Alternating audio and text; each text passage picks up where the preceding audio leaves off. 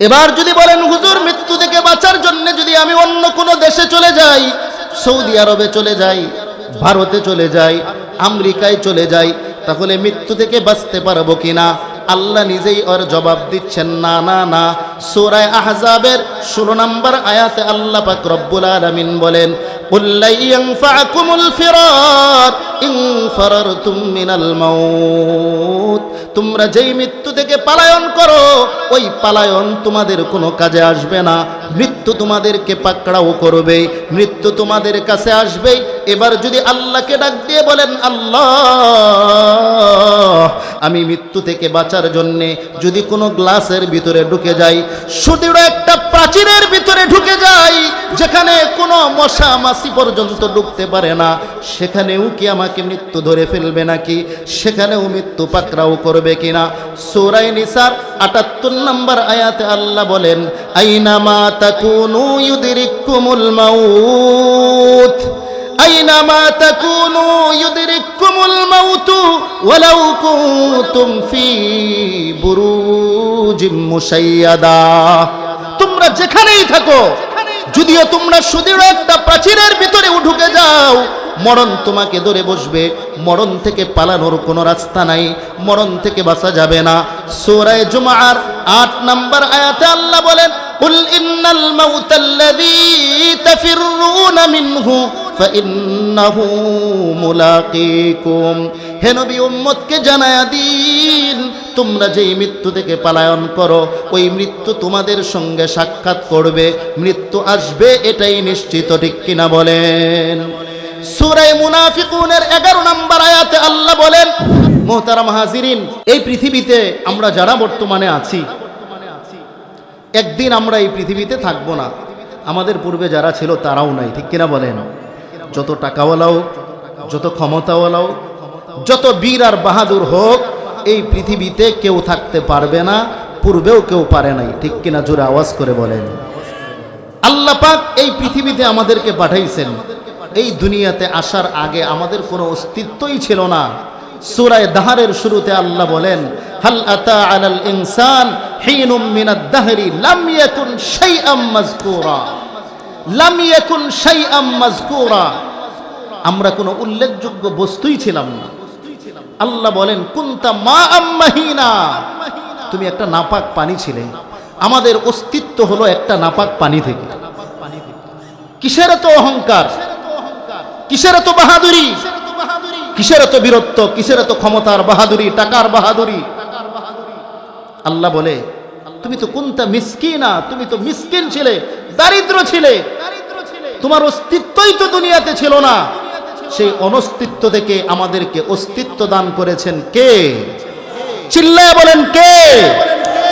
আল্লাহ বলেন, এ দুনিয়ায় আমি আল্লাহ তোমাদেরকে পাঠাইলাম। কিভাবে তোমরা দুনিয়াতে আসছো একটু খেয়াল করো। আল্লাহ নিজেই বলতেছেন, জালতু ফি বাতনি উম্মিক, আমি আল্লাহ ওই যে তোমার পিতার শরীরে যেই লুৎফাটা ছিল, নাপাক পানিটা ছিল, ওটাকে আমি আল্লাহ তোমার মায়ের গর্ভের ভিতরে আমি রাখলাম, তোমার মায়ের পেটের ভিতরে রাখলাম। ওয়াগাশিতু ওয়াজহাকা বিগিশাইন লিআল্লা তানতাফিরা মিনার রহিম। আল্লাহ বলেন, এরপরে ওই নাপাক পানিটাকে তোমার মায়ের পেটের ভিতরে একটার উপরে আরেকটা, আরেকটার উপরে আরেকটা আবরণ দিয়ে সুন্দর করে ঢেকে দিলাম, যাতে করে তোমার মায়ের যে রেহেমটা আছে, যেখানে তুমি থাকবে, তোমার আস্তে আস্তে সেখানে বডিটা হবে, শরীরটা হবে, ওখান থেকে যেন ছিটকে এদিক সেদিক পড়ে না যাও। আমি আল্লাহ ওখানে 40 দিন পর্যন্ত একটা জমাট রক্ত হিসাবে সেখানে রাখলাম। এই জমাট রক্তটা আস্তে আস্তে আস্তে আস্তে সুম্মা মিন মুদগা, আবার 40 দিন পার হওয়ার পরে এটা একটা গোশতের টুকরা হলো। এরপরে আমি আল্লাহ তাআলা ওটার ভিতরে হাড্ডি ঢুকাইলাম। ফাকাসাউনাল ইযামা লাহমা, ওই গোশতের ভিতরে আমি আল্লাহ হাড্ডি ঢুকায়া দিলাম। আস্তে আস্তে মায়ের পেটের ভিতরে তোমার পূর্ণাঙ্গ বডির আকৃতিতে আমি দিয়ে দিলাম। এখন তোমার ভিতরে যখন সময় হয়ে গেল, আমি আল্লাহ রূহ তোমার ভিতরে ফুঁকে দিলাম। তোমার ভিতরে মায়ের পেটে যখন রূহ চলে আসছে, তো এখন তোমার খাদ্যের প্রয়োজন হবে। আমি আল্লাহ কুদরতিভাবে তোমার মায়ের পেটের ভিতরে খাদ্যের ব্যবস্থা করলাম। কিভাবে ব্যবস্থা করেছি জানো? ওয়াজআলতু ওয়াজহাকা ইলা যহরি উম্মিক লিআল্লা তুযিকা রাইহাতুত তাআম। বান্দা, তোমার মায়ের পেটের ভিতরে তোমার নাভি থেকে আলাদা একটা লাইন করে দিলাম, ওটা দিয়ে রক্ত তোমার শরীরে ঢুকেছে, ওই রক্তের মাধ্যমে মায়ের পেটের ভিতরে তোমার শরীর বেড়েছে। তোমার মুখটাকে তোমার মায়ের পিঠের দিকে আমি আল্লাহ রেখেছি তোমার মায়ের পেটে যখন ছিল। কেন রাখছি জানো? লিআল্লাহ তুযিকা রাইহাতুত তাআম, যাতে করে তোমার মায়ের পেটের ভিতরে যে খাদ্য আছে, দুর্গন্ধ আছে, ওটা তোমার মুখে না লাগে। আমি আল্লাহ তোমার এই জবানটাকে, তোমার এই মুখটাকে, তোমার এই জিহ্বাটাকে তোমার মায়ের পেটের ভিতরেও আমি আল্লাহ পবিত্র রাখতে চেয়েছি। কারণ এই জবান দিয়ে দুনিয়াতে আসার পরে আমি আল্লাহকে আল্লাহ বলে ডাকবে। দুনিয়াতে আসার পরে আমার কালাম কোরআন তুমি তেলাওয়াত করবে, কোরআনের কথাগুলো তুমি বলবে, দ্বীনের কথাগুলো তুমি বলবে, কোরআনের কথাগুলো শুনবে। এজন্য আমি আল্লাহ তোমার মায়ের পেটের ভিতরেও তোমার জবানকে, তোমার মুখটাকে আমি আল্লাহ নাপাক বানাই নাই, তোমার খানার ব্যবস্থা নাবির মাধ্যমে করে দিয়েছি। সুবহানাল্লাহ। আল্লাহ বলে বান্দা এখানেই শেষ না, যখন দুনিয়াতে আসার ভূমিষ্ঠ হওয়ার তোমার সময় হয়ে গেল, ফাআওহাইতু ইলাল মালিক বিল আরহাম, আমি আল্লাহ রেহেমের ফেরেশতার কাছে ওহী পাঠাইলাম, আমার এই বান্দাটা দুনিয়াতে আসবে, সাবধান সাবধান, সে দুনিয়াতে আসার সময় তার যেন কোনো কষ্ট না হয়। আই ইয়াখরুজাকা আলা রিশাতিন মিন জানাহিহি, ফেরেশতাকে আল্লাহ বললেন আমার বান্দা যখন দুনিয়াতে ভূমিষ্ঠ হবে তো যেখান দিয়ে আসবে ওখানে তোমার নূরের পর বিছায়া দিবে, ওই নূরের পরের উপর দিয়ে আমার বান্দাটা বের হয়ে চলে আসবে। আল্লাহ বলেন বান্দা তুমি যখন দুনিয়াতে ভূমিষ্ঠ হয়েছো তোমার কোনো কষ্ট হয় নাই, কিন্তু তোমার মা যিনি তোমাকে দুনিয়াতে ভূমিষ্ঠ করেছেন তার কি পরিমাণ কষ্ট হয়েছে তোমরা জানো? দুনিয়ার ডাক্তার আর বিজ্ঞানীরা অবাক যে একজন মানুষ, একজন মা যখন সন্তান ভূমিষ্ঠ করে তার যে পরিমাণ যন্ত্রণা হয়, কষ্ট হয়, দুনিয়াতে সে বেঁচে থাকার কথা না। ডাক্তাররা অবাক যে একজন মানুষ, একজন মা কিভাবে সে বেঁচে থাকে। কারণ একজন মানুষ যন্ত্রণা সহ্য করতে পারে সর্বোচ্চ 40 থেকে 42 ডিগ্রি পর্যন্ত, এর উপরে কোনো মানুষ যন্ত্রণা কষ্ট সহ্য করতে পারে না।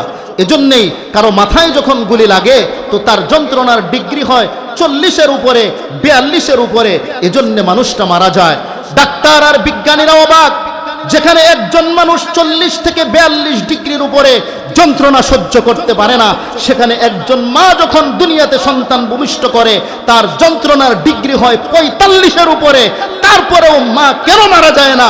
মা কিভাবে দুনিয়াতে বেঁচে থাকে? আল্লাহ সারা দুনিয়ার ডাক্তারদেরকে ডাক দিয়ে বলেন, সারা দুনিয়ার বিজ্ঞানীদেরকে ডাক দিয়ে বলেন, ও দুনিয়ার ডাক্তার, ও দুনিয়ার বিজ্ঞানীরা শুনো, তোমাদের ডাক্তারদের ডাক্তারি যেখানে শেষ, বিজ্ঞানীদের বিজ্ঞান যেখানে শেষ, সেখান থেকে আমি মাওলার কুদরত শুরু হয়ে যায়। চিল্লায় বলেন সুবহানাল্লাহ। আমি আল্লাহ কুদরতিভাবে ওই মাকে বাঁচায় রাখি। কেন আমি আল্লাহ বাঁচায় রাখি জানো? ও ফুলবাড়িয়ার মুসলমান খুব খেয়াল করে শুনেন, কেন আমি তোমার মাকে বাঁচায় রাখি জানো? কারণ দুনিয়াতে আসার পরে তোমার জবানের ভাষা তোমার মা সারা দুনিয়ার আর কেউ বুঝে না। একটা ভাষাই তো তোমার মুখে।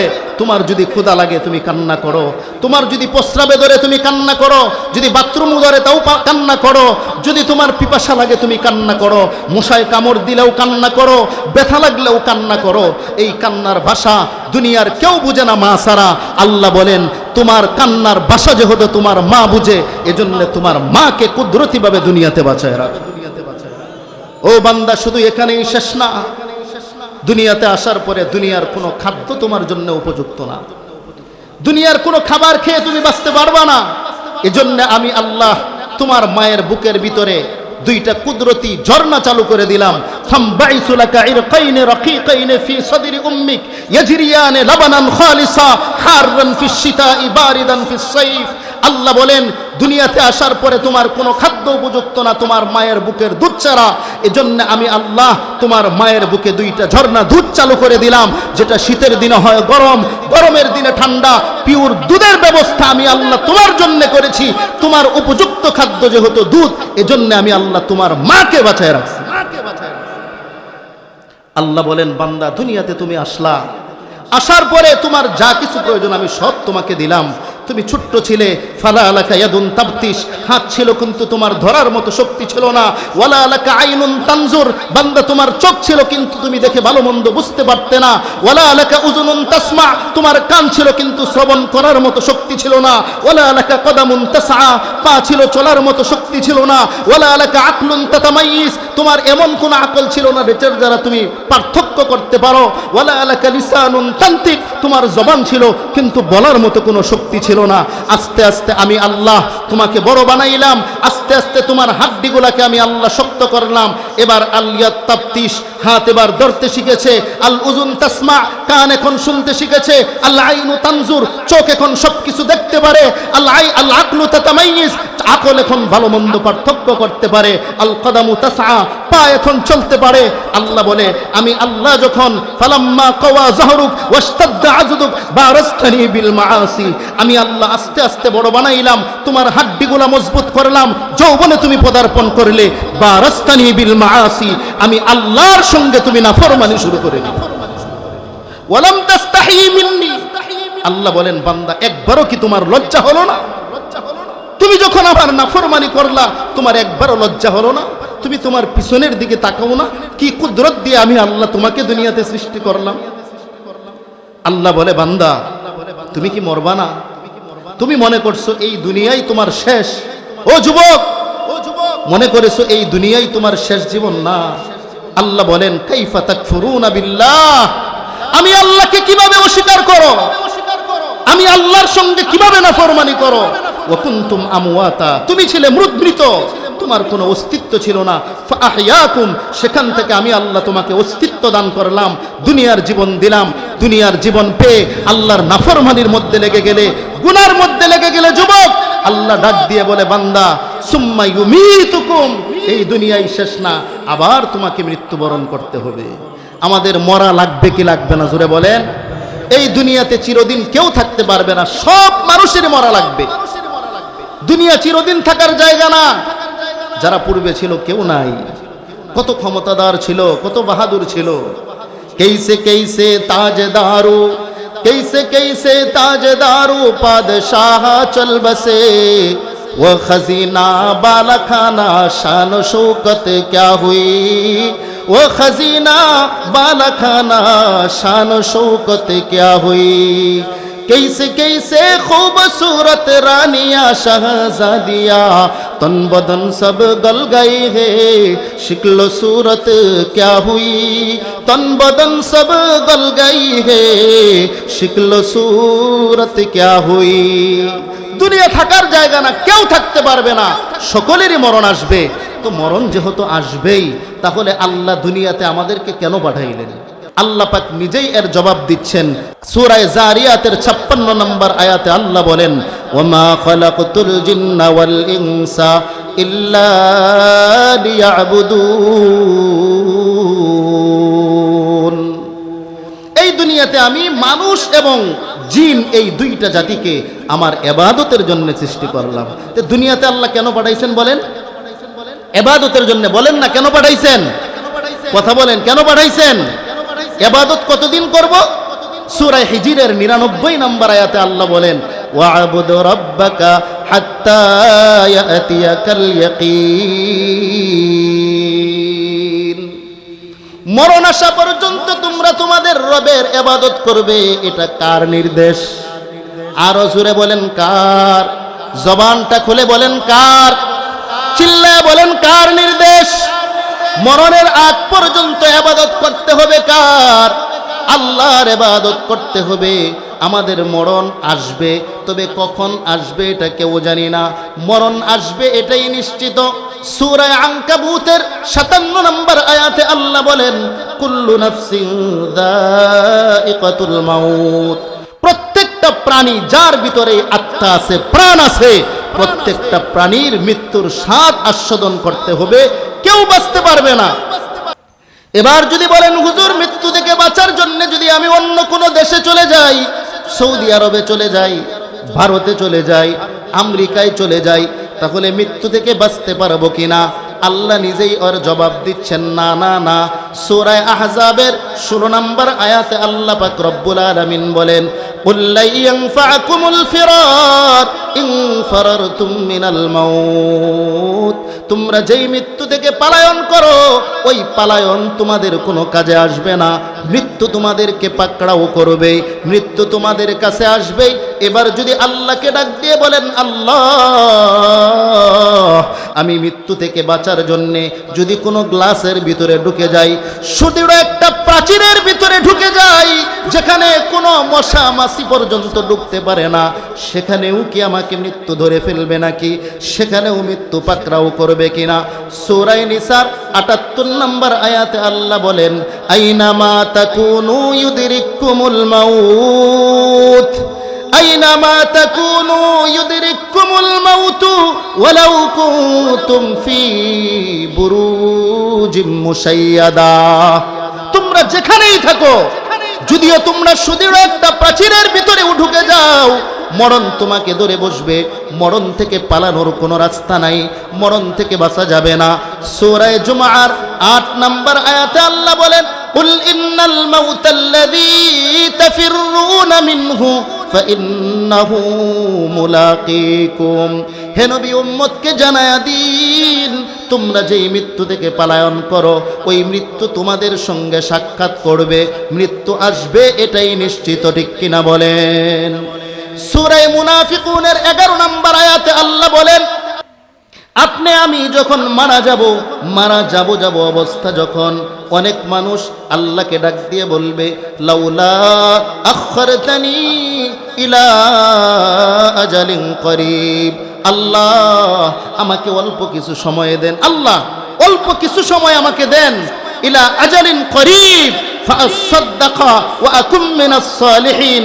আল্লাহ অল্প সময় যদি আমি পাই, ভালো ভালো কাজগুলা করব, দান সাদাকা করব, ওয়া আকুম মিনাস সালিহিন, নেক লোকদের সঙ্গ অবলম্বন করব, উলামায়ে কেরামের সঙ্গে চলব, মাদ্রাসা মসজিদের সঙ্গে সম্পর্ক করব।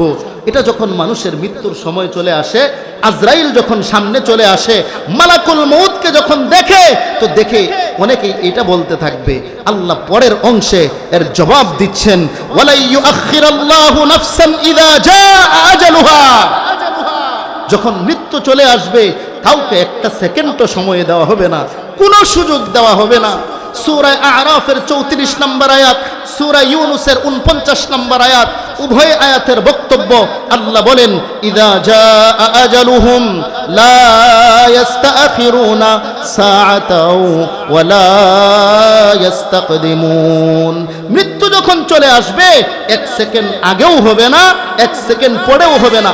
বিশ্বাস করেন, আল্লাহর কসম করে বলছি, এই যে আমরা এখানে বসে আছি, যদি কারো মৃত্যু, আপনার অথবা আমার মৃত্যু যদি 5 মিনিটের ভিতরে লেখা থাকে, 10 মিনিটের ভিতরে লেখা থাকে, 10 মিনিটের ভিতরে আপনি আমি মারা যাব। এটা আপনাদের বিশ্বাস হয় কি হয় না? আরো জোরে বলেন, বিশ্বাস হয় কি হয় না? তো মৃত্যু আসবে, এটাই নিশ্চিত, কিন্তু কখন মৃত্যু আসবে কেউ বলতে পারি না। মৃত্যুর সংবাদ একমাত্র জানেন কে? মৃত্যু এটা গায়েবের সংবাদ। গায়েবের সংবাদ একমাত্র জানেন কে? পীর বাবা জানেন, কোন পীর সাহেব জানেন, কোন হুজুর জানেন, কোন ভণ্ড জানেন, জ্যোতিষীরা জানেন। অনেক যুবকরা জ্যোতিষীদেরকে হাত দেখায়, জ্যোতিষী হাত দেখা বলে, তোমার কপালে 2টা বিয়ে আছে, 3টা মেয়ের সঙ্গে তুমি পীড়িত করবা, বিপদের মধ্যে পড়বা, এত এই 2 বছরের মধ্যে তুমি মারা যাবা। এরকম অনেক গণক বলে কি বলে না? যুবকরা আবার এটা বিশ্বাসও করে। গণকদের কথা বিশ্বাস করা এটা না জায়েজ, শিরিক হয়ে যায়, কারণ এটা গায়েবের সংবাদ। ভালো মন্দ এটা কে জানেন? হায়াত কতদিন আছে এটা কে জানেন? কোন নবীরাও, কোন ওলিরাও? ইমাম মালিক রহমাতুল্লাহি আলাইহি বহুত বড় বুজুর্গ ছিলেন। 4 মাযহাবের একটা মাযহাব হলো মালিকি মাযহাব, এই মাযহাবের তিনি ইমাম ছিলেন। ইমাম মালিক রহমাতুল্লাহি আলাইহি কত বড় বুজুর্গ! 70 বছর তিনি মদিনার জমিনে ছিলেন। আল্লাহর নবীর প্রতি তার এতটাই মহাব্বত আর ভালোবাসা ছিল, 70 বছর কোনোদিন তিনি স্যান্ডেল পায়ে দেন নাই, জুতা পায়ে দেন নাই। ইমাম মালিককে জিজ্ঞাসা করা হলো, হে ইমাম মালিক, আপনি কেন জুতা পরিধান করেন না, স্যান্ডেল পরিধান করেন না? ইমাম মালিক ডাক দিয়ে বলে, ভাই, যেই মদিনার জমিনে আমার নবী হেঁটেছেন, মদিনার বালুগুলার সঙ্গে আমার নবীর পা মুবারক লেগেছে, ওই জমিনে আমি কিভাবে জুতা নিয়ে হাঁটবো, এটা আমার দিলে সয় না। এটা হলো তাকওয়া, এটা হলো ভালোবাসা, এটা ফতোয়া না। ফতোয়া বলে জায়েজ, কিন্তু মুহাব্বত আর ভালোবাসার তাকওয়া বলে এটা তার জন্য জায়েজ না, এটা নিজের জন্য নাজায়েজই মনে করলেন। এত বড় ইমাম, ইমাম মালিক রহমাতুল্লাহি আলাইহি, নবীর প্রতি এত ভালোবাসা, এত ভালোবাসা, আল্লাহর কাছে সব সময় একটা দোয়া করতেন ইমাম মালিক। আল্লাহকে ডেকে ডেকে বলতেন, আল্লাহ, এই মদিনার জমিনে আমি থাকি, নবীজির রওজার পাশে বসেই 40টা বছর হাদিসের দর্শ দিয়েছেন। আল্লাহর কাছে দোয়া করে, আল্লাহ, আমার মরণটা যেন মদিনায় হয়, নবীর রওজার পাশে যেন আমার দাফনটা হয়, জান্নাতুল বাকিতে আমার কবরটা হয়। ইমাম মালিক রহমাতুল্লাহি আলাইহি আল্লাহর কাছে বলেন, রাহে মেরে মাসকান হাওয়ালি কাবা, বনে মেরে মদফন দিয়ারে মদিনা। আল্লাহকে ডেকে ডেকে বলে, আল্লাহ, আমার মরণটা মদিনার মাটিতে দিও, আমার কবরটা যেন জান্নাতুল বাকিতে নবীজির রওজার পাশে হয়। ইমাম মালিকের দিলের এই বড় আশা নিয়া ইমাম মালিক কখনো মদিনা থেকে বাহিরে কোথাও যায় না। জীবনে মাত্র একবার হজ করেছেন। মদিনা থেকে মক্কা ইচ্ছে করলে প্রতি মাসে 2 বার আসতে পারেন, কিন্তু একবার জীবনে মাত্র ফরজ হজ করেছেন, আর কোনোদিন তিনি মক্কায় আসেন নাই। জীবনের অন্তিম মুহূর্ত, শেষ মুহূর্তে দিলের ভিতরে তামান্না, দিলের ভিতরে ভালোবাসার আগুন জ্বলে উঠছে, আরেকটা বার যদি আমি মক্কায় যাইতে পারতাম, আরেকটা বার আল্লাহর ঘরের তওয়াফ করতে পারতাম, আরেকটা বার যদি আল্লাহর ঘরের কালো গিলাফটা ধরে আল্লাহর কাছে কান্নাকাটি তওবা করতে পারতাম, আরেকটা বার যদি কাবা ঘরের সামনে দাঁড়াইয়া 2 রাকাত নামাজ আদায় করতে পারতাম। কারণ কাবা ঘরের সামনে, আল্লাহর ঘরের সামনে কেউ যদি 2 রাকাত নামাজ আদায় করে, আল্লাহ পাক রব্বুল আলামিন প্রত্যেক রাকাত নামাজের বিনিময়ে আল্লাহ 1 লক্ষ রাকাত নামাজের সওয়াব দান করে দেয়। দিলের ভিতরে বড় আশা, মৃত্যুর আগে আরেকটা বার যদি আমি বাইতুল্লাহ যাইতে পারতাম, কিন্তু তার দিলের ভিতরে ভয়, আমি যদি বাইতুল্লাহ চলে যাই, মক্কায় চলে যাই, ওখানে যাওয়ার পরে যদি আমার মৃত্যু হয়ে যায়, তাহলে আমার মৃত্যুটা তো মদিনায় হলো না, মদিনায় আমার রসুলের রওজার পাশে আমার কবরটাও হবে না, নবীর রওজার পাশে আমি থাকতে পারবো না। ইমাম মালিক রহমাতুল্লাহি আলাইহি বড় টেনশনে পড়ে গেলেন। একদিক দিয়ে আল্লাহর ঘরের প্রেম, আরেক দিক দিয়ে নবীর রওজার পাশে শোয়ার প্রেম, নবীর রওজার পাশে কবর হওয়ার প্রেম, 2 দিক দিয়ে প্রেমের আগুন জ্বলে। ইমাম মালিক কি করবেন কিছুই বুঝতে পারতেছেন না। চিন্তা করতে করতে রাতের বেলায় ইমাম মালিক রহমাতুল্লাহি আলাইহি ঘুমিয়ে পড়লেন। ঘুমের পরে আল্লাহর পয়গম্বরকে স্বপ্নে দেখলেন। আল্লাহর পয়গম্বর ইমাম মালিকের সামনে হাজির হয়ে গেছে। একটু জোরে বলেন না সুবহানাল্লাহ। নবীকে স্বপ্নে দেখেছেন, আপনারাও দেখেন। আমরা কিভাবে নবীকে স্বপ্নে দেখবো? আমাদের তো ওই চোখ নাই, আমাদের ওই চোখ নাই। গুনাহ করতে করতে চোখগুলা নাপাক হয়ে গেছে। বেগানা নারীর দিকে তাকায়া থাকতে থাকতে চোখগুলা নাপাক, মোবাইলের দিকে তাকায়া উলঙ্গ ছবিগুলা দেখতে দেখতে চোখগুলা নাপাক। এই চোখ দিয়ে কিভাবে আল্লাহর নবীকে দেখব? তারা তো আল্লাহর ওলি ছিলেন, ঘুমের মধ্যে নবীকে স্বপ্নে দেখে ফেলেছেন। নবীকে স্বপ্ন দেখা এটা সাধারণ কোনো মানুষের কাজ না। যারা আল্লাহর পয়গম্বরকে একবার স্বপ্ন দেখে, আল্লাহর পয়গম্বরকে স্বপ্ন দেখার কারণে আল্লাহর রসুল বলেন আমার জন্যে তাকে সুপারিশ করাটা ওয়াজিব হয়ে যায়। ইমাম মালিক রাহমাতুল্লাহি আলাইহি পয়গম্বরের সঙ্গে স্বপ্নে সাক্ষাৎ হয়ে গেল। ইমাম মালিকের সঙ্গে কথোপকথন হলো। এক পর্যায়ে ইমাম মালিক পয়গম্বরকে ডাক দিয়ে বলেন, পয়গম্বর, আমি একটা বিষয় আপনার কাছ থেকে জানতে চাই। বলে, কি জানতে চাও? আমার দিলের ভিতরে বড় আশা, আরেকটা বার বাইতুল্লাহর তওয়াফ করে আসব। আমি যদি জানতে পারতাম আমার হায়াত কতদিন বাকি আছে, কতদিন আমি দুনিয়াতে বাঁচবো, এটা জানতে পারলে আমি তো আরেকটা বার আল্লাহর ঘরের তওয়াফ করে আসতে পারতাম। এটা যখন ইমাম মালিক আল্লাহর পয়গম্বরকে বললেন, সাথে সাথে আল্লাহর পয়গম্বর 5টা আঙ্গুল ইশারা করে দেখাইয়া দিলেন। সুবহানাল্লাহ বলেন। কয় আঙ্গুল দেখাইছেন? আল্লাহর পয়গম্বর স্বপ্নে ইমাম মালিককে 5টা আঙ্গুল দেখাইয়া দিলেন। ইমাম মালিক ঘুমের ভিতরে কিছুটা তিনি আনন্দ পেলেন যে 5টা আঙ্গুল দেখাইছে, কিছুটা ইঙ্গিত পেয়েছি। ঘুম যখন ভেঙে গেছে তো ইমাম মালিক রহমাতুল্লাহি আলাইহি বড় পেরেশান হয়ে গেলেন। আল্লাহর পয়গম্বর 5 আঙ্গুল আমাকে দেখাইলেন, এটার দ্বারা নবী কি বুঝাইলেন? 5 আঙ্গুলের ইশারায় আমার হায়াত 5 দিন বাকি, না 5 মাস বাকি, না 5 বছর বাকি, আমি তো কিছুই বুঝতে পারলাম না। স্বপ্নের ব্যাখ্যা সবাই করতে পারে না, সবাইকে স্বপ্ন বলতেও হয় না। কেউ যদি কাউকে স্বপ্ন বলে দেয় আর সে যদি ভুল ব্যাখ্যা করে, অনেক সময় এটাই লেগে যায়। এজন্য স্বপ্ন সবার কাছে বলতে হয় না। যারা স্বপ্নের ব্যাখ্যা দিতে পারে, ভালো আলেম, তাদের কাছে স্বপ্ন বলতে হয়। ইমাম মালিক এত বড় আলেম, এত বড় ইমাম, কিন্তু নিজের স্বপ্নের ব্যাখ্যা তিনি নিজে করতেছেন না। তিনি চিন্তা করলেন সবচাইতে ভালো কে স্বপ্নের ব্যাখ্যা দিতে পারে, তার কাছে যাইতে হবে। ওই জামানায় সবচাইতে বড় যিনি স্বপ্নের ব্যাখ্যাকার ছিলেন, মুহাম্মদ ইবনে সিরিন রহমাতুল্লাহি আলাইহি। মুহাম্মদ ইবনে সিরিনের কাছে খাদেমকে পাঠায়া দিলেন। কষ্ট হইতেছে আপনাদের?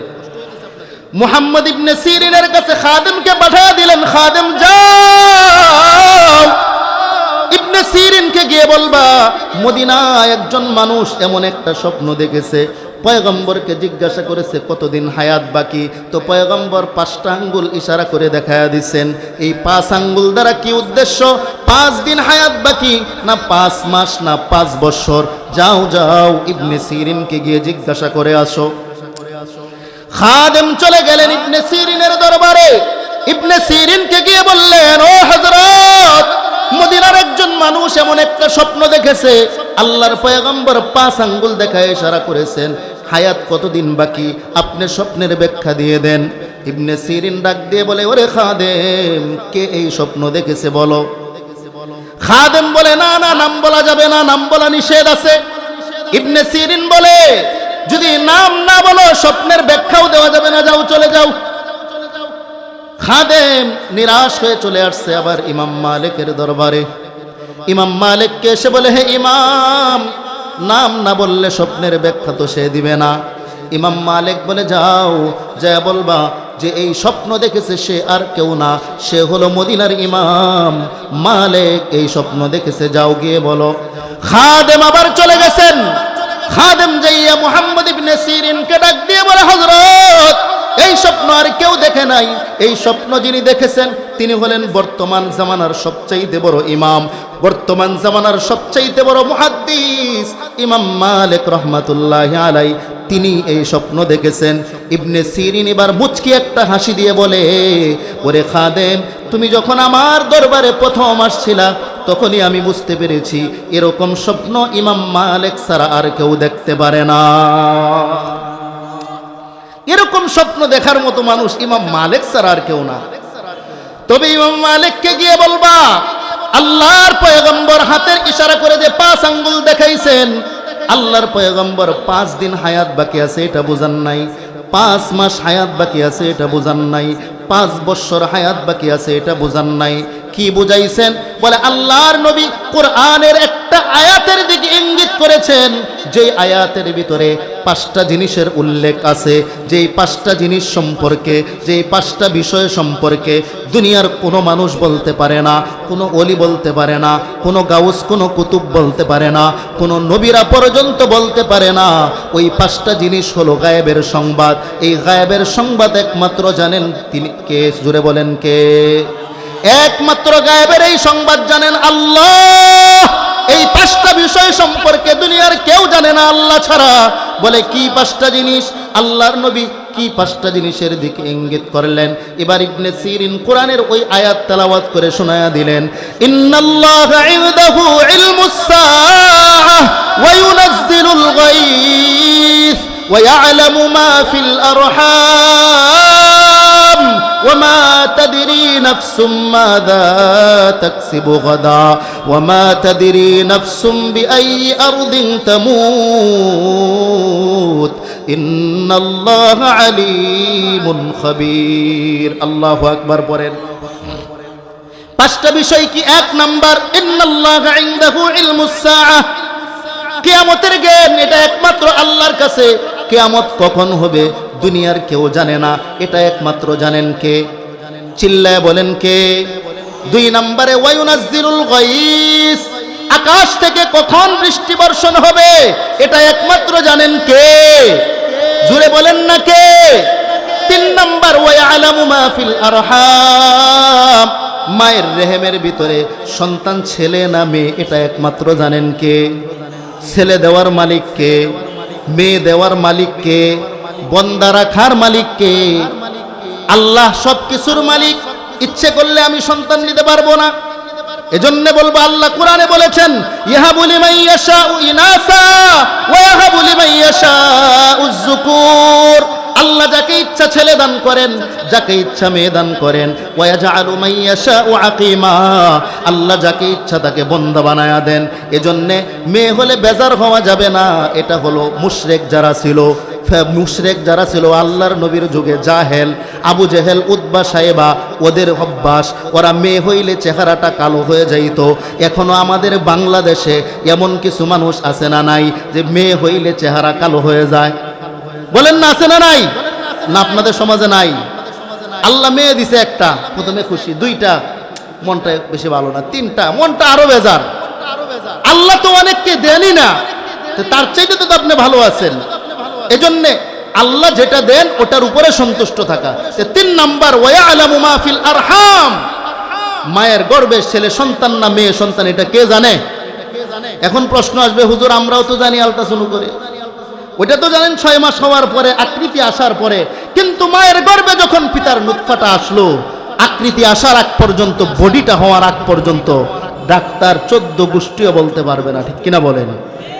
এটা একমাত্র জানেন আল্লাহ। 4 নাম্বার ওয়ামা তাদরি নাফসুম মাযা তাকসিবু গাদা, আগামী কালকে সে কি খাবে, কি উপার্জন করবে, তার রিজিক কোথায় আছে এটা একমাত্র জানেন কে? 5 নাম্বার মূল পয়েন্ট যেটা আমার, ওয়ামা তাদরি নাফসুম বিআই আরদিন তামুত, দুনিয়ার কেউ বলতে পারবে না কোন জমিনে তার মৃত্যু হবে, কখন মৃত্যু হবে, কোন সময় তার মৃত্যু হবে। এই মৃত্যুর খবর একমাত্র জানেন কে? এজন্য আল্লাহর পয়গম্বর ইমাম মালিককে গিয়ে বলবা, আল্লাহর পয়গম্বর হাতের 5 আঙ্গুল দ্বারা ইশারা করে এই 5টা জিনিসের দিকে ইঙ্গিত করেছেন। এর মধ্যে একটা হলো মৃত্যু, মরণ কখন হবে এটা দুনিয়ার কেউ বলতে পারে না। মরণের খবর একমাত্র জানেন কে? মরণের খবর একমাত্র আল্লাহ জানেন। তবে মৃত্যু আসবে এটাই নিশ্চিত। এতক্ষণের আলোচনায় যেটা বুঝাইতে চাইলাম যুবক ভাই ও বৃদ্ধ বাবাজিরা ও পর্দার অন্তরালের মা বোনেরা, যে মৃত্যু আসবে এটাই নিশ্চিত, কখন আসবে এটা কেউ জানে না। তবে আপনি আমার মৃত্যুটা যদি ঈমানের সাথে হয় তাহলে তো আপনি আমার জন্য খুশনসিব। আর আপনি আমার মৃত্যুটা যদি বেঈমান অবস্থায় হয়, নাফরমান অবস্থায় হয়, গুনাহগার অবস্থায় হয়, তাহলে মৃত্যুর সময়ই একজন নাফরমানের কষ্ট আর যন্ত্রণা শুরু হয়ে যায়, পরকালের শাস্তিদার শুরু হয়ে যায়। এই ব্যাপারে একটা বিখ্যাত হাদিস আপনাদেরকে শোনাবো, খুব খেয়াল করে মনোযোগ দিয়ে হাদিসটা শুনবেন। যে হাদিসটা যেই কিতাবে বর্ণিত হয়েছে ওই কিতাবের নাম হলো মুসনাদে আহমদ। এই মুসনাদে আহমদের 18,557 নম্বর হাদিস। এই হাদিসের বর্ণনাকারী সাহাবী আল্লাহর নবীর একজন জলিলুল কদর সাহাবী হযরতে বারা ইবনে আযিব রাদিয়াল্লাহু তাআলা আনহু। বারা ইবনে আযিব রাদিয়াল্লাহু তাআলা আনহু, খুব খেয়াল করেন। হযরতে বারা ইবনে আযিব বলেন, খরাজনা মা রাসূলিল্লাহি সাল্লাল্লাহু আলাইহি ওয়াসাল্লাম ফি জানাজাতি রাজুলিন মিনাল আনসার। আগে বুঝেন, মনে করেন উত্তর পাড়ায় একজন মানুষ মারা গেছে, দক্ষিণ পাড়া আপনার বাড়ি, আপনি দক্ষিণ পাড়া থেকে উত্তর পাড়া জানাজা পড়ার জন্য যাবেন। তো মাঝখানেই রাস্তায় যাওয়া, তার বাড়িতে যাওয়ার আগেই রাস্তার পাশে এক জায়গায় বাসতলায় তার কবর খনন করা হচ্ছে। আপনি যখন তার জানাজায় যাচ্ছেন তো ওই কবরের পাশ দিয়েই যাইতেছেন, এখনো তাকে কবরে রাখা হয় নাই, তার কবরের পাশ দিয়েই আপনি যাচ্ছেন। এরকম হয় কি হয় না? তো হযরতে বারা ইবনে আযিব বলেন, আমরাও আল্লাহর নবীর সাথে একজন আনসারী সাহাবার জানাজা নামাজ পড়ার জন্য বের হলাম। ওয়ালাম্মা ইউলহাদ, এখনো ওই আনসারী সাহাবীকে কবরে শোয়ানো হয় নাই। আমরা ওই আনসারী সাহাবার জানাজা পড়ার জন্য বের হয়ে যাইতে যাইতে যাইতে যাইতে ফান্তাহাইনা ইলাল কবর, ওই আনসারী সাহাবার কবর যেখানে খনন করা হয়েছে ওই পর্যন্ত চলে গেলাম। কবরের কাছে যাওয়ার পর আল্লাহর পয়গম্বর ওই কবরটা দেখার সাথে সাথে ফাজালাসা রাসূলুল্লাহি সাল্লাল্লাহু আলাইহি ওয়াসাল্লাম, আল্লাহর পয়গম্বর ওই কবরের পাশে বসে গেলেন। আল্লাহর পয়গম্বর কবর দেখে যখন কবরের পাশে বসলেন, সাহাবা বলেন ওয়াজালাসনা হাওলা, আমরাও নবীজির পাশে ওই কবরের সামনে বসে গেলাম। আমরা নবীজির সামনে বসে আছি, নবীজি নিচের দিকে তাকায় আছেন। এই যে দেখেন আল্লাহর নবীর হাতের মধ্যে একটা লাঠি, হাদিসে আসছে ওয়া ফি ইয়াদিহি উদুন ইয়ানকুতু বিহি ফিল আরদ, আল্লাহর নবীর হাতে একটা লাঠি, ওই লাঠি দিয়ে এইভাবে জমিনের মধ্যে নবী আঁকাআঁকি করতেছেন। নিচের দিকে তাকাইয়া নবীজি ওই লাঠি দিয়ে আঁকাআঁকি করতেছেন। অনেক সময় দেখবেন যারা বুড়া মানুষ হাতে যাদের লাঠি থাকে এমনিতেই জমিনের মধ্যে আঁকাআঁকি করে, এরকম হয় কিন্তু, ঠিক কিনা বলেন? সাহাবা বলেন আল্লাহর পয়গম্বর নিচের দিকে তাকাইয়া ওই লাঠি দিয়ে আঁকাআঁকি করতেছেন, আমরাও নবীজির দিকে এক দেনে তাকায় আছি। কাআন্না আলা রুউসিনা আত-তায়র, সাহাবা বলেন যেন আমাদের মাথার উপরে পাখি বসে আছে। মাথার উপরে পাখি বসে থাকলেও আমরা টের পাবো না, এরকম খুব ধীরস্থিরে আমরা নবীজির সামনে নবীজির দিকে তাকায় বসে আছি। সাহাবা বলেন টেনশনে পড়ে গেলাম, কি ব্যাপার আল্লাহর নবী মাথা উঠায় নাকে? সাহাবা বলেন ফারাফা রাসাহু, হঠাৎ আল্লাহর নবী উপরের দিকে মাথা উঠাইলেন। দীর্ঘক্ষণ নিচের দিকে তাকায়া থাকার পরে আমাদের দিকে মাথা উঠায়া এবার ওই কবরের দিকে ইশারা করলেন। ওই আনসারি সাহাবার জন্য যেই কবরটা খনন করা হয়েছে ওই কবরের দিকে ইশারা করে সাহাবাদেরকে ডাক দিয়ে বললেন, ও সাহাবাদের দল, ইস্তাইযু বিল্লাহি মিন আযাবিল কবরি মাররাতাইন আও সালাসা। আল্লাহর পয়গম্বর সাহাবাদেরকে ডাক দিয়ে বলেন, ও সাহাবাদের দল, ওই কবরের আযাব থেকে আল্লাহর কাছে পানাহ চাও, ওই কবরের আযাব থেকে আল্লাহর কাছে পানাহ চাও, ওই কবরের আযাব থেকে আল্লাহর কাছে পানাহ চাও। নবীজি এই কথাটা 2 বার অথবা 3 বার বললেন। নবীজি ওই কবর থেকে কেন পানাহ চাওয়ার জন্য বললেন? কবরের আযাব থেকে পানাহ চাওয়ার জন্য বললেন। ও ফুলবাড়িয়ার মুসলমান, কবর এমন একটা কঠিন জায়গা, ওই কবর আপনাকে আমাকে প্রত্যেকটা মানুষকে প্রতিদিন ডেকে ডেকে বলতে থাকে, আনা বাইতুল গুরবা, আমি কিন্তু অপরিচিতির ঘর, আমার কাছে আসার আগে চিন্তা ভাবনা করে আইসো। কবর আপনাকে আমাকে প্রতিদিন ডেকে ডেকে বলতে থাকে, আনা বাইতুল ওয়াহদা, আমি একা থাকার ঘর, আমার কাছে আসার আগে চিন্তা ভাবনা করে আইসো। আনা বাইতুদ্দুদ, আমি পোকা মাকড়ার সাপ বিচ্ছুর ঘর, আমার কাছে আসার আগে চিন্তা ভাবনা করে আইসো। আনা বাইতুত তুরাব, আমি হলাম মাটির ঘর, আমার কাছে আসার আগে চিন্তা ভাবনা করে আইসো। ও মুসলমান, আমরা যখন জমিনের উপরে চলি খুব সাবধানে চলা দরকার, খুব সাবধানে চলা দরকার। আল্লাহ তাআলা কোরআনে বলেন, ওয়ালা তামশি ফিল আরদি মারহা, জমিনের মধ্যে দম্ভ অহংকার করে চলিও না। আপনি আমি যদি জমিনের উপরে দম্ভ অহংকার ভরে চলি, হতে পারে মৃত্যুর পরে কবরে যাওয়ার পরে এই জমিন আপনি আমার সঙ্গে ভয়ঙ্কর আচরণ করবে। আপনি আমার আমলটা যদি ভালো হয়, কবরে আপনি আমার সঙ্গে ভালো আচরণ হবে, আর আপনি আমার আমলটা যদি খারাপ হয়ে যায়, কবরে কিন্তু আপনি আমার সঙ্গে ভয়ঙ্কর আচরণ হবে। কবরের মাটি এক পাশ থেকে আরেক পাশে এমনভাবে চাপ দিবে, আল্লাহর নবী হাদিসের মধ্যে বলেন পাজরের হাড্ডিগুলা এক পাশের হাড্ডি আরেক পাশে এইভাবে ঢুকে যাবে। এই জন্য ওই কবর দেখার পরে আল্লাহর নবী সাহাবাদেরকে ডাক দিয়ে বলেন, ও সাহাবাদের দল, ইস্তাইযু বিল্লাহি মিন আযাবিল কবরি, এই কবরের আযাব থেকে আল্লাহর কাছে পানাহ চাও। কেন বললেন আল্লাহর নবী?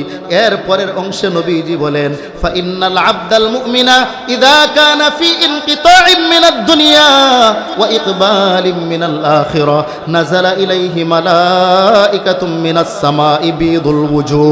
কারণ হলো একজন ইমানদারের যখন মৃত্যুর সময় হয়ে যায়, যখন দুনিয়া থেকে পরপারে চলে যাওয়ার সময় হয়ে যায়, নাযালা ইলাইহি মালাইকাতুম মিনাস সামা, আল্লাহর নবী বলেন আকাশ থেকে হাজার হাজার হাজার হাজার রহমতের ফেরেশতা দলে দলে দলে দলে তার সামনে এসে উপস্থিত হয়ে যায়, তার 2 পাশে এসে দণ্ডায়মান হয়ে যায় তাকে স্বাগত জানানোর জন্য। সুবহানাল্লাহ, তাকে স্বাগত জানানোর জন্য 2 পাশ দিয়ে হাজার হাজার ফেরেশতা আসে, বিদুল ওয়ুজুহ, সুন্দর চেহারা বিশিষ্ট, মাহুম কাফনুম মিন আকফানিল জান্নাহ ওয়া হানুতুম মিন হানুতিল জান্নাহ। আল্লাহর নবী বলেন ওই জান্নাতের যেই রহমতের ফেরেশতাগুলো আসছে তাদের সাথে জান্নাতের কাফনের কাপড় থাকে, জান্নাতের সুগন্ধি তাদের সঙ্গে থাকে। এই অপর্যায়ে যখন তারা 2 পাশে এসে বসে যায়, কতটুক পর্যন্ত বসে? নবীজি বলেন হাত্তা ইয়াজলিসু মিনহু মাদ্দাল বাসর, ওই ব্যক্তিটার, ওই ইমানদারের মৃত্যুর সময় যার হয়েছে, ওই ইমানদারের চোখের দৃষ্টির সীমা যতদূর পর্যন্ত যায়, তত দূর পর্যন্ত দুইটা সারিবদ্ধ হয়ে রহমতের ফেরেশতারা বসে থাকে। হাত্তা ইয়াজি মালাকুল মাউত, আল্লাহর নবী বলেন এরপরে মালাকুল মাউত মরণের ফেরেশতা তার কাছে চলে আসে। মরণের ফেরেশতা আসার পরে ফায়াজলিসু ইনদা রাসিহি, মরণের ফেরেশতা এসে ওই ইমানদারের মাথার কাছে বসে যায়। ইমানদারের মাথার কাছে বসে সুন্দরভাবে ইমানদারকে ডাক দেয়, আইয়াতুহান নাফসুল হামিদা, হে প্রশংসিত আত্মা, আইয়াতুহান নাফসুল মুতমাইন্না, হে প্রশান্ত আত্মা, উখরুজি ইলা মাগফিরাতিন মিনাল্লাহি ওয়া রিদওয়ান, আল্লাহর সন্তুষ্টি এবং আল্লাহর ক্ষমার দিকে বের হয়ে আয়। এইভাবে যখন ইমানদারের রূহটাকে ডাক দেওয়া হয়, আল্লাহর হাবিব বলেন ফাতাসিলু কামা তাসিলুল কাতরাতু মিন ফিসসিকা, একটা পাত্র থেকে পানি যদি ঢেলে দেওয়া হয়, পানির শেষ ফোঁটাগুলা যেইভাবে একটা একটা করে সুন্দরভাবে পড়ে যায়, ঠিক তেমনি ভাবে ইমানদারের রূহটাও তার ভিতর থেকে আস্তে করে বের হয়ে চলে আসে। কে জানে আপনি আমার মৃত্যু ইমানের সাথে হবে কিনা, না নাফরমান অবস্থায় হয়, এটা কেউ বলতে পারবো না। আপনি আমি জান্নাতি হব না জাহান্নামী হব, এটা বলতে পারবো না। আল্লাহর কাছে এই জন্য দোয়া করা, আল্লাহ ইমানের সাথে মৃত্যুটা দিন। আল্লাহর হাবিব বলেন ওই মালাকুল মউত যখন ইমানদারের রূহটাকে তার হাতের মধ্যে নিয়ে নেয়, ফাইদা আখাযাহা, ওই রূহটা তার কাছে নেওয়ার পরে লাম ইয়াখুযহা ফি ইয়াদিহি তরফাতা আইন ফায়াখুযুহা, তার হাতের ভিতরে ওই রূহটাকে মরণের ফেরেশতা তার হাতে একটা মুহূর্তও রাখতে পারে না। ওই যে হাজার হাজার রহমতের ফেরেশতারা জান্নাতের কাফনের কাপড় নিয়ে আসছে, তারা কাপড়টা এইভাবে বিছায়া দৌড়ে বলে, ও মালাকুল মউত, রূহটা আমাদের কাছে দিয়ে দেন। রূহটাকে দিয়ে দেওয়া হয়, জান্নাতি কাফনের ভিতরে ওই রূহটাকে এইভাবে পেঁচানো হয়। ওয়া হানুতুম মিন হানুতিল জান্নাহ, জান্নাতের সুগন্ধি ওই কাপড়ের মধ্যে লাগায়া দেয়। ওই কাপড়ের মধ্যে জান্নাতের সুগন্ধি লাগানোর পর ফায়াসাদুনা বিহা ইলাস সামা, আল্লাহর নবী বলেন ওই ইমানদারের রূহটাকে নিয়ে এবার উপরের দিকে ওঠা শুরু করে দেয়। যখন প্রথম আসমানের কাছে চলে যায়, প্রথম আসমানের কাছে যাওয়ার পরে এবার প্রথম আসমানের ফেরেশতারা জিজ্ঞাসা করে, মা হাযার রূহুত তাইয়্যিব, এটা কার পবিত্র রূহ? এই রূহ থেকে এত সুঘ্রাণ বের হয়ে আসছে, যেই সুঘ্রাণ আমরা ইতিপূর্বে আর পাই নাই। এটা কার রূহ? এটা কোন ব্যক্তির রূহ?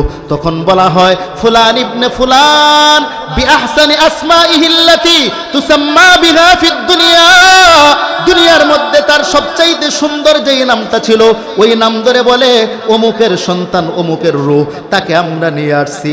বলে উপরে উঠানোর জন্য অনুমতি আছে নাকি? বলে হ্যাঁ অনুমতি আছে।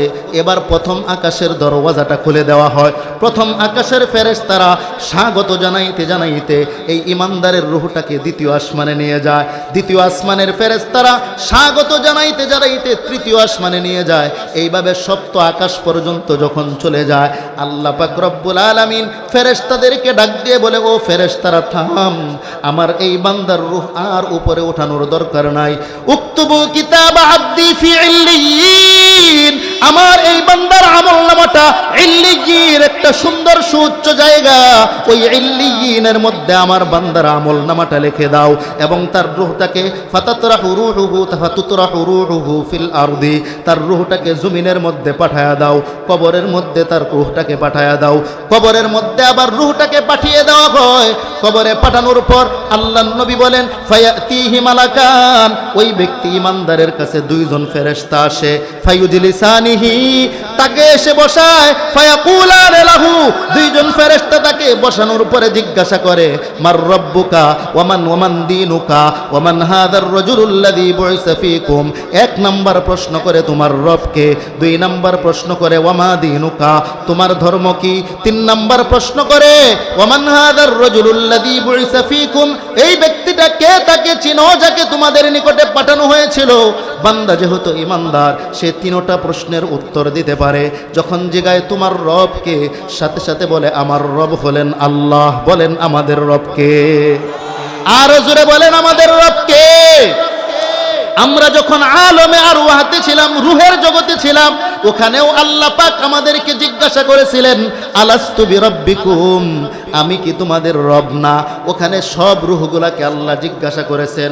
কাফের, মুশরিক, বেঈমান, নাস্তিক, মুরতাদ যারাই আছে সব রূহগুলা ওই দিন বলেছিল, হ্যাঁ আপনি আমাদের রব, আল্লাহ আপনি আমাদের রব। ওখানে সবাই বলেছিল, কিন্তু এই কথার উপরে দুনিয়াতে আসার পরে তারা স্থির থাকতে পারে নাই। কিন্তু দুনিয়াতে আসার পরে যারা রবকে রব মানবে, সূরা ফুসসিলাত অথবা সূরা হামিম আস-সাজদার 30 নম্বর আয়াতে আল্লাহ বলেন, ইন্নাল্লাযীনা ক্বালু রাব্বুনাল্লাহ, ইন্নাল্লাযীনা ক্বালু রাব্বুনাল্লাহ ثم استقاموا تتنزل عليهم الملائكة ألا تخافوا ولا تحزنوا وأبشروا بالجنة التي كنتم توعدون। আল্লাহ তাআলা সূরা ফুসসিলাতের 30 নম্বর আয়াতে বলেন, ইন্নাল্লাযীনা ক্বালু রাব্বুনাল্লাহ, নিশ্চয়ই যারা বলে আমাদের রব হলেন আল্লাহ, এই কথার উপরে যারা অটল থাকে, যারা বলে আমাদের রব আল্লাহ, এই কথার উপরে অটল থাকে। আমাদের রব আল্লাহ এই কথার অর্থ হলো 6টা। কয়টা বলেন? আল্লাহ আমাদের রব। আমাদের রবকে আল্লাহ জিজ্ঞাসা করছেন, আমরা বলছি আল্লাহ। এই কথার অর্থ কয়টা? 6টা। 1 নাম্বার, খুব খেয়াল করেন, আল্লাহ জিজ্ঞেস করলেন আমি কি তোমাদের রব না? এর মানে হলো 1 নাম্বার, আমি কি তোমাদের ব্যক্তিগত জীবনের রব না? 2 নাম্বার, আমি কি তোমাদের রব না? এর অর্থ হলো আমি কি তোমাদের পারিবারিক জীবনের রব না? 3 নাম্বার, আমি কি তোমার রব না? এর অর্থ হলো আমি কি তোমাদের সামাজিক জীবনের রব না? 4 নাম্বার, আমি কি তোমাদের রব না? এর অর্থ হলো আমি কি তোমার অর্থনৈতিক জীবনের রব না? 5 নাম্বার, আমি কি তোমার রব না? এর অর্থ হলো আমি কি তোমার আন্তর্জাতীয় জীবনের রব না? রাষ্ট্রীয় জীবনের রব না? 6 নাম্বার, আমাকে আল্লাহ জিজ্ঞেস করলেন আমি কি তোমাদের রব না? এর অর্থ হলো আমি কি তোমাদের আন্তর্জাতিক জীবনের রব না? তো আমি যদি আল্লাহকে এই 6টা সেক্টর থেকে রব মানি, তো বলবো আমি, হ্যাঁ আল্লাহ আপনি আমার ব্যক্তিগত জীবনে রব। যদি ব্যক্তিগত জীবনে আল্লাহকে রব হিসাবে মানি, যদি আল্লাহকে ব্যক্তিগত জীবনে রব হিসাবে মানি, তাহলে ব্যক্তিগত জীবনে আল্লাহর প্রত্যেকটা হুকুম মেনে চলতে হবে, ঠিক কিনা বলেন? কিন্তু আমি বললাম আপনি আমাদের রব, ব্যক্তিগত জীবনে আপনি আমাদের রব, আর আল্লাহর হুকুমগুলো আমরা মেনে চললাম না, আল্লাহর নাফরমানি করলাম, গুনাহের কাজগুলা করলাম, রবকে ব্যক্তিগত জীবনে যদিও মুখে দাবি করলাম কিন্তু মানি নাই, কবরে কিন্তু জবাব দিতে পারবো না। 2 নম্বরে আল্লাহ জিজ্ঞাসা করতেছেন আমি কি তোমাদের পারিবারিক জীবনের রব না? আমরা বললাম হ্যাঁ আল্লাহ আপনি আমাদের পারিবারিক জীবনের রব। তাহলে পরিবারে আমার মেয়ে, আমার স্ত্রী, আমার পরিবার কেন তারা পর্দা করে না? তাদেরকে কেন পর্দায় রাখি না? তাহলে আমি ব্যক্তিগত পারিবারিক জীবনেও আমি আমার রবকে রব হিসাবে মানি নাই। যদি পারিবারিক জীবনে রবকে রব হিসাবে মানতাম, তাহলে আমার মেয়েটাকে বেপরদায় রাস্তায় ছাড়তে পারতাম না, ঠিক কিনা বলেন? স্ত্রীকে বেপরদায় রাস্তায় বের করতে পারতাম না। তাহলে আমি পারিবারিক জীবনে রব মানি নাই। হে মুসলমান, ভালো করে শুনে রাখেন, আমি যদি আমার পরিবারকে পর্দায় না রাখি, তাদের কারণে যদি আমার পরিবার গুনাহের মধ্যে লিপ্ত হয়, হাসরের ময়দানে কিন্তু ধরা পড়তে হবে। আজকে আমি আমার মেয়েটাকে আশকারা দেই, তাকে বেপরদায় রাস্তায় বের করি, আমার স্ত্রীটা রাস্তায় বেপরদায় বের হয়, আমি তাকে শাসন করি না। এরকম স্বামী আছে না নাই বলেন? আজকে সমাজের ভিতরে যত গুনাহ হচ্ছে, অবৈধ সম্পর্ক হচ্ছে, এই বেপরদার কারণে। চিল্লায় বলেন ঠিক কিনা? বেপরদার কারণে যত অবৈধ সম্পর্ক হচ্ছে, গুনাহ হচ্ছে। আজকে স্ত্রী, অনেক মহিলারা আছে, অনেক মেয়েরা আছে, স্বামী তার বিদেশে থাকে, বিদেশ থেকে স্বামী টাকা পাঠায়, 10 বছর 12 বছর 16 বছর বিদেশে কষ্ট করে, সন্তানদের ভালোর জন্যে, স্ত্রীর ভালোর জন্যে মাথার গাম পায়ে ফেলে 24 ঘন্টা মেহনত করে, প্রতিদিন 12 থেকে 16 ঘন্টা, 10 থেকে 12 ঘন্টা পর্যন্ত কষ্ট করে, রোদে পুরে প্রবাসে থেকে টাকা উপার্জন করে, মাথার গাম পায়ে ফেলে যেই টাকা স্ত্রীর জন্য পাঠায়, ওই বেহায়া বেশরম স্ত্রী স্বামীর টাকা দিয়ে সে রাস্তায় অন্য সব ছেলেদের সঙ্গে অবৈধ সম্পর্ক করে, অন্যদের সঙ্গে পরক্রিয়া করে। এরকম স্ত্রী, বেহায়া বেশরম স্ত্রী আমাদের সমাজে আছে না নাই? জানা নাই? এই সমস্ত বেহায়া বেলাদা স্ত্রীরা হলো নিমুখ হারাম। কি পরিমাণ কষ্ট করে বিদেশের বাড়িতে থেকে 10 বছর 12 বছর শুধু স্ত্রীর সুখের জন্যে, সন্তানদের সুখের জন্যে। সুন্দর চেহারার মানুষটা উত্তপ্ত রোদের ভিতরে কাজ করার কারণে চেহারাটা কালো হয়ে গেছে। কার জন্য এত কষ্ট করে? কত মানুষ প্রবাস থেকে ফোন করে কান্না করে মাঝে মাঝে যে হুজুর স্ত্রীর জন্য কত কিছু করলাম, সারাটা জীবন বিসর্জন দিলাম, এই স্ত্রী সে আমাকে রেখে পরকীয়া আসক্ত হয়ে গেছে, আরেক ছেলের সঙ্গে ঘোরাফেরা করে। এর চাইতে বড় নিমুখার আমার দুনিয়াতে নাই। যেই স্ত্রী, যেই মহিলা নিজের সতীত্বকে হেফাজত করে না, নিজের স্বামীর আমানতকে হেফাজত করে না, অন্য পর পুরুষের সঙ্গে মেলামেশা করে, অন্য পর পুরুষের সঙ্গে ঘোরাফেরা করে, আল্লাহর কসম করে বলছি, আল্লাহর কসম করে বলছি, ওই মহিলা ওই মেয়ে আর মেয়ে থাকে না, ওটা একটা হাইওয়ান জানোয়ারের চাইতেও খারাপ হয়ে যায়। হাইওয়ান জানোয়ারের চাইতেও খারাপ হয়ে যায়। এজন্য পর্দার অন্তরালের মা বোনেরা যারা কথাগুলা শুনতেছি খুব খেয়াল করি। আজকে সমাজের মধ্যে যত অপকর্ম হচ্ছে এই বেপরদার কারণে। চেহারা বের করে, চুলগুলা বের করে দিয়ে রাস্তায় বের হয়, তার এই চেহারার আকর্ষণে অনেক যুবকরা, তার জন্য যুবকরা গুনার মধ্যে লিপ্ত হয়। শুধু যুবকদের দোষ না, যে মেয়েটাকে আপনার রাস্তায় ছেড়ে দিলেন, নিজের স্ত্রীটাকে সৌন্দর্য প্রদর্শনের জন্য রাস্তায় বের করলেন, আপনার স্ত্রীর কারণে, আপনার এই মেয়ের কারণে আরো 10টা যুবকের চরিত্র নষ্ট হলো, ঠিক কিনা বলেন? যদি পর্দায় রাখতেন তাহলে যুবকদের এই চরিত্র নষ্ট হইত না। মেহরাজের মাস চলতেছে, এটা আজকে 26 তারিখ মেহরাজের, 27 তারিখ অনেক বর্ণনায় আসছে 27 তারিখে নবীজির মেহরাজ হয়েছে। নবীজি যখন মেহরাজে গেলেন, মেহরাজে যাওয়ার সময় জাহান্নামে নবীজিকে বিভিন্ন প্রকারের শাস্তিগুলা দেখানো হলো। একটা শাস্তি দেখলেন নবীজি, যে কিছু কিছু নারীদেরকে তাদের সামনে, নারী পুরুষ তাদের সামনে পাকানো গোশত এক পাশে রাখা হয়েছে, আরেক পাশে পচা দুর্গন্ধ কাঁচা গোশত রাখা হয়েছে। ওই পাকানো গোশত না খায়া ওই নারী পুরুষগুলা পচা কাঁচা গোশতগুলা চাবায়া চাবায়া খাইতেছে। নবীজি বললেন, ওই পাকানো ভালো মজার গোশতটা বাদ দিয়ে এই পচা দুর্গন্ধ কাঁচা গোশত এরা কেন খাচ্ছে?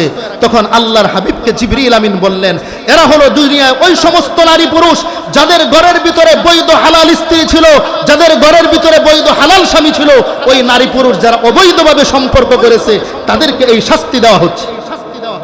আরেক জায়গায় গেলেন, দেখলেন বিশাল একটা তুন্দুলের রুটির চুলার মতো একটা চুলা, দাউ দাউ করে আগুন জ্বলতেছে, ওটার ভিতরে নারী পুরুষ পুড়তেছে, আর তাদের লজ্জাস্থানের ভিতরে পোকাগুলা, জাহান্নামের আগুনের পোকাগুলা কামড়াচ্ছে। নবীজি বললেন, এই শাস্তি কেন হচ্ছে? বলে, দুনিয়ায় ওই সমস্ত নারী পুরুষ যারা জিনা ব্যভিচারে লিপ্ত হয়েছিল তাদেরকে কবরে জাহান্নামে এই শাস্তি দেওয়া হচ্ছে। এজন্য সাবধান যুবক, মরণ কিন্তু তোমার আমার আসবেই। নিজের যৌবনটাকে হেফাজত করো। যুবক, তুমি মনে করছো কম্বলের নিচে শুয়ে, লেপের নিচে শুয়ে একা একা তুমি মোবাইলের মধ্যে উলঙ্গ ছবিগুলা দেখছো, তুমি মনে করছো কেউ দেখে না। আল্লাহ বলে, না না, আমি দেখি।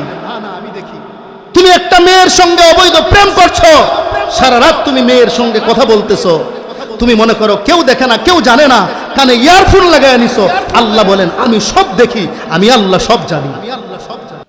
কঠিন ভয়ঙ্কর অবস্থা হয়ে যাবে হাসরের ময়দানে। ছোট্ট একটা ঘটনা আপনাদেরকে শোনাই। ও আম্মা জানেরা, যারা পর্দার অন্তরালে আছেন, খুব খেয়াল করে শুনেন। আব্দুর রউফ সাকরবি, উনি পাকিস্তানের একজন বড় আলেম। উনি ওনার রিসালার ভিতরে একটা ঘটনা উল্লেখ করেছেন, কারগুজারি উল্লেখ করেছেন। ছোট্ট করে কারগুজারিটা শুনে আমি সামনে আগাচ্ছি। আব্দুর রউফ সাকরবি তিনি বলতেছেন যে পাকিস্তানের একটা এলাকার ভিতরে আজীব এক ঘটনা ঘটেছে। এক আল্লাহর বান্দা কৃষক মানুষ সারাদিন মাঠে ঘাটে কাজ করে। সারাদিন মাঠে কাজ করার পরে বিকাল যখন হয়ে গেছে, সন্ধ্যা ঘনিয়ে আসতেছে, দেখলো যে আসরের নামাজের সময় চলে যাচ্ছে অবস্থা। তো আল্লাহর বান্দা কৃষক, তার সাথে একটা গামছা ছিল, চিন্তা করলো রাস্তার পাশে গামছাটা বিছায় নামাজটা অন্তত আদায় করে নেই, কাজা যাতে না হয়। অনেক কৃষক ভাইয়ের আলহামদুলিল্লাহ আছে যে নামাজের সময় হলে মসজিদে যাইতে না পারলেও গামছা বিছায় হলেও নামাজটা আদায় করে, ঠিক কিনা বলেন? এরকম অনেক কৃষক আছে, এদেরকে দেখলে আমার দিলের ভিতরে বড় আনন্দ লাগে আর নিজেকে ধিক্কার দেই। ওই কৃষক আমার চাইতে 1000 গুণে ভালো, ওই কৃষক আমার চাইতে 1000 গুণে ভালো। কারণ আমি যদি নামাজ না পড়ি, ইমাম সাহেব, বক্তা সাহেব, মানুষ আমাকে ধিক্কার দিবে, কিন্তু ওই কৃষককে কেউ বলবে না কিছু। এরপরেও সে ক্ষেতের দাঁড়ে হলেও তার রুমালটা বিছায়া, তার গামছাটা বিছায়া নামাজ আদায় করে নেয়। তো আল্লাহর বান্দা কৃষক দেখলো যে নামাজের সময় হয়ে গেছে, নামাজের সময় চলে যাচ্ছে। তো পাশে একটা কবরস্থান ছিল, ওই কবরস্থানের পাশেই একটা ফাঁকা জায়গা, ওখানে একটা জায়নামাজ বিছায়া নামাজের মধ্যে দাঁড়ায় গেছে। আল্লাহর বান্দা নামাজে দাঁড়ায়া যখন নামাজের সেজদায় গেছে, সেজদায় যাওয়ার পরে পাশে যে কবর ছিল ওই কবরের ভিতর থেকে তার কানে আওয়াজ আসতেছে, मुझे कब्र से बाहर निकलो, मैं जिंदा हो, मुझको कब्र से बाहर निकलो। সে আওয়াজ দিচ্ছে যে আমি জীবিত, আমাকে কবর থেকে বাহিরে বের করো, আমি জীবিত, আমাকে কবর থেকে বাহিরে বের করো। আল্লাহর বান্দা কৃষক মানুষ এই আওয়াজ শোনার পরে মনে করলেন সারাদিন না খেয়েছিলাম, হয়তোবা পেটের ক্ষুধার কারণে আমি আজে বাজে শুনতেছি। আবার সে খেয়াল করে আওয়াজটা শুনলেন, আবার খেয়াল করে আওয়াজটা শোনার পরে দেখে একই আওয়াজ আসতেছে, মাই জিন্দা হো, মুঝে কবর সে বাহার নিকলো। এই আওয়াজ শোনার পরে এলাকার মানুষগুলাকে ডাক দিলেন, এলাকার মানুষগুলা চলে আসলো। ওই মহিলা, এই মেয়েটার যেই কবর থেকে আওয়াজ আসতেছিল, ওই কবরবাসীর, ওই কবরের যিনি যাদের আত্মীয়, ওই আত্মীয় স্বজনদেরকেও ডাক দিলেন, তারাও চলে আসলো। সবাই কান পেতে শুনে যে ওই কবরটা থেকে এই আওয়াজ আসতেছে। এখন ওলামায়ে কেরামকে জিজ্ঞাসা করে যে তার কবর খনন করা যাবে কি যাবে না, তার কবর থেকে বের করা যাবে কি যাবে না। ওলামায়ে কেরাম ফতোয়া দিয়ে দিলেন যে যদি বাস্তবেই তার কবর থেকে জীবিত মানুষের আওয়াজ পাওয়া যায়, কবর খনন করা যাবে। এলাকার মানুষগুলা কবর খনন করল। কবরটা খনন করার পরে সবাই তাকায়া দেখে কবরের ভিতরে একটা উলঙ্গ নারীকে দেখা যায়। সবাই দূরে চলে গেছে। এবার মেয়েটা কবর থেকে ডাক দিয়ে বলতেছে, কে আছো? আমাকে আমার বাড়ি থেকে আমার কাপড়গুলা নিয়ে আসো, আমাকে কাপড় দাও, আমি উলঙ্গ অবস্থায় আছি। কাপড়গুলা কবরের ভিতরেই পরিধান করে ফেললো। আল্লাহর বান্দি মেয়েটা কবরের ভিতরে কাপড়গুলা পরিধান করার পরে এবার আর কারো সঙ্গে কোনো কথা নাই, দৌড় দিয়ে তার বাড়িতে চলে গেছে। ঘরের ভিতরে ঢুকে দরজা লাগায় দিছে। সবাই দরজায় আওয়াজ দেয়, দরজা খোলে না। শেষ পর্যন্ত ভিতর থেকে সে আওয়াজ দিয়ে বলে, আমাকে যদি তোমরা দেখো তোমরা বরদাস্ত করতে পারবে না, সহ্য করতে পারবে না। কিছু মানুষ এই কথা শুনে ভয়ে চলে গেছে, আর কিছু মানুষ যারা সাহসী তারা বলে, তুমি খোলো, আমরা দেখতে চাই কি হয়েছে। ওই মেয়ের আপনজন ঘরের দরজা খোলার পরে ঘরের ভিতরে ঢুকলো। এবার মেয়েটা পুরা বডিটাই তার কাপড় দিয়ে ঢেকে রাখছে। বলে, তুমি তোমার চেহারা থেকে মাথা থেকে কাপড়টা সরাও। বলে, কাপড় সরাইলে আপনারা সহ্য করতে পারবেন না। বলে, সরাও। বারবার বলার পরে মেয়েটা তার মাথা থেকে কাপড়টা সরাইয়া দিল। আল্লাহু আকবার। কাপড়টা সরানোর সঙ্গে সঙ্গে আব্দুর রব সকরবি তিনি লেখেন, কাপড়টা সরানোর সঙ্গে সঙ্গে তাকায়া দেখে তার মাথার ভিতরে একটা চুলও নাই, মাথার ভিতরে একটু চামড়াও নাই, পুরা মাথাটা শুধু মগজটা বের হয়ে আছে। এই অবস্থা দেখার পরে মানুষগুলা ভয় পেয়ে গেল। সে বলে, শুধু এই না, চেহারা থেকে কাপড়টা সরাইয়া দিছে। চেহারা থেকে কাপড় সরানোর পরে এবার মুখের দিকে তাকায়া দেখে 32টা দাঁত ছাড়া তার চেহারার ভিতরে কোনো গোশত নাই। হাতের নখগুলা দেখে কোনো নখ নাই, সব নখগুলা উঠায় ফেলছে। এবার মেয়ে বলতেছে, শোনো ও আম্মা জানেরা, পর্দার অন্তরালের যারা আছেন শুনেন খুব খেয়াল করে। এবার মেয়েটা ডাক দিয়ে বলতেছে, এই যে আমার মাথার চুলগুলা কেন নাই তোমরা জানো? কারণ হলো আমি মানুষের সামনে আমার চুলগুলাকে বের করে মানুষকে আমি আমার সৌন্দর্য প্রদর্শন করতাম। হাদিসের মধ্যে আসছে, যারা চুল বের করে দুনিয়াতে চলে পরপুরুষকে দেখায়, এদের চুলের উপরে ঝুলন্ত অবস্থায় জাহান্নামের মধ্যে শাস্তি দেওয়া হবে। বলে, আমার চুলগুলা একটা একটা করে টেনে টেনে চামড়া সহ ফেরেশতারা উঠায় ফেলছে। আমি আমার ঠোঁটের ভিতরে লিপস্টিক লাগায় ঘুরতাম, আর যুবকদেরকে পাগল করতাম। এজন্য আমার ঠোঁটগুলার মধ্যে প্লাস লাগায়া টেনে টেনে আমার সব গুস্তগুলা খসায় ফেলেছে। হাতের নখগুলা নখ পালিশ লাগায়া ঘুরতাম, এজন্য নখগুলা টেনে টেনে একবারে খসায় ফেলেছে। এই শাস্তি আমাকে কবরের মধ্যে দেওয়া হয়েছে। এই কথা বলার পরে মেয়েটা আবার মারা যায়, তাকে আবার কবরস্থ করা হয়। ও আম্মা জানেরা, এই কথাগুলো আমার বলার উদ্দেশ্য হলো, ওই কবরে কিন্তু আপনাকেও যাইতে হবে, আমাকেও যাইতে হবে। এজন্য মা বোনদেরকে বলবো, পর্দায় থাকেন, গুনাহ করিয়েন না, আল্লাহর ভয় অন্তরে নিয়ে চলেন। ও যুবক ভাইয়েরা, আল্লাহর ভয় অন্তরের ভিতরে রাখো। ইমানের হালতে যদি তুমি আমার মৃত্যু হয়ে যায়, তাহলে কবরটা তোমার আমার জন্য জান্নাতের বাগান হবে। আর বেঈমান অবস্থায় যদি মৃত্যু হয়, ওই কবরটা তোমার আমার জন্য জাহান্নামের গর্ত হয়ে যাবে।